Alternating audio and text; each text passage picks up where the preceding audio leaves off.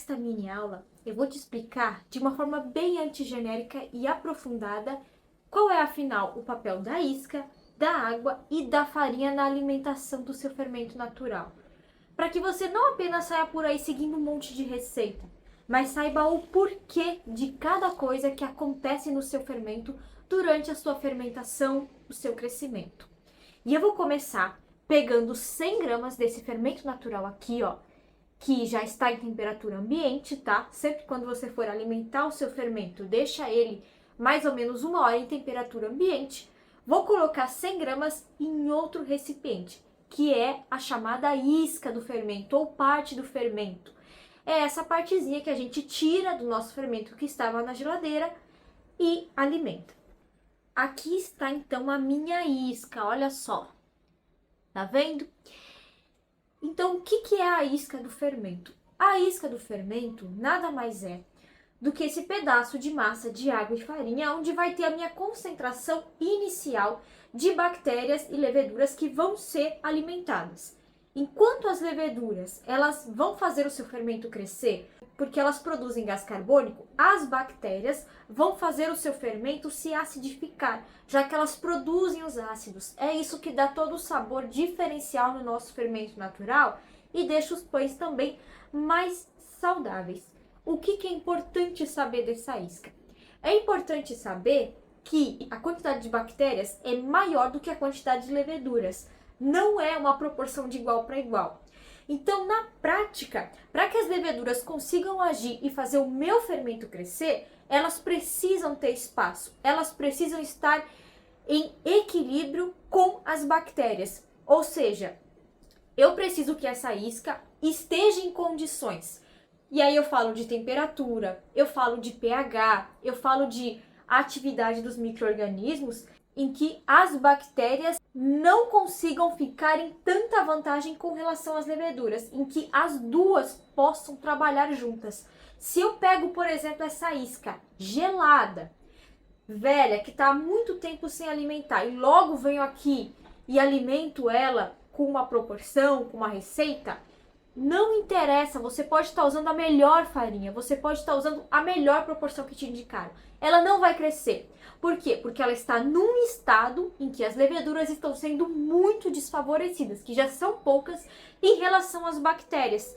Então a isca, ela precisa estar numa temperatura, num nível de atividade, num pH propício para que tanto as bactérias quanto as leveduras consigam trabalhar e agirem na medida certa no seu fermento natural.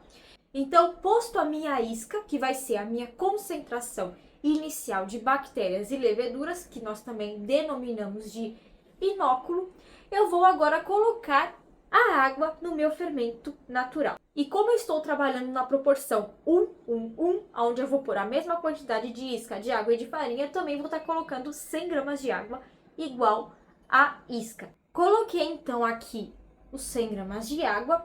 Agora, qual é a próxima coisa que eu faço na alimentação de todo o fermento? Eu vou pegar um garfo, um fouet e vou fazer isso aqui, ó. Eu vou bater. Vou dissolver essa isca o máximo que eu conseguir na água.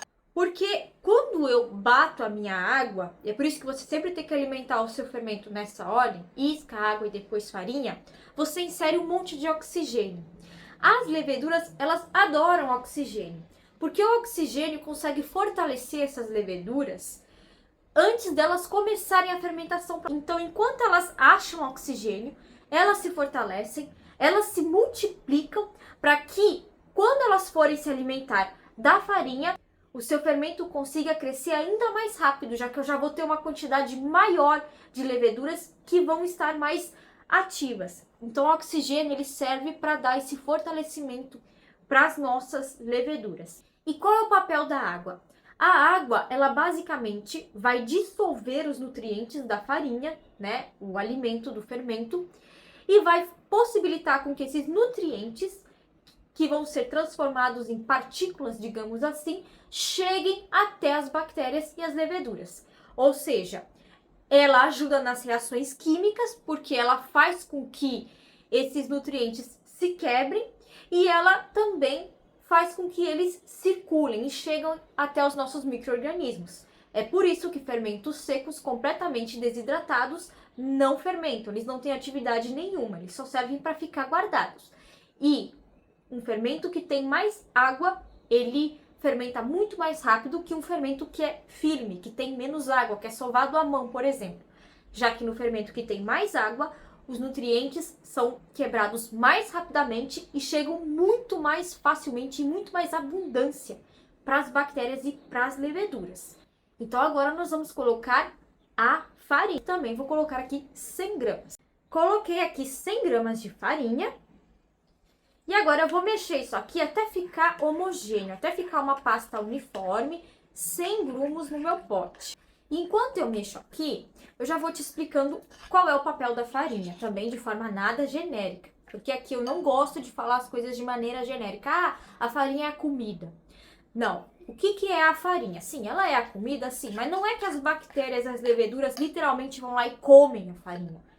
A farinha, ela vai se desmanchar pela ação da água e também pela ação das enzimas da própria farinha e que contém também nas bactérias e leveduras, ela se desmancha em açúcares para os nossos bichinhos comer. Os principais açúcares são a glicose, a maltose, que é o que a gente encontra em maior abundância, e a frutose.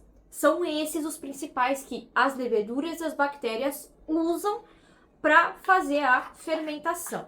O que é muito importante para a gente conseguir diferenciar quando a gente vai trabalhar com farinha branca e quando a gente vai trabalhar com farinha integral.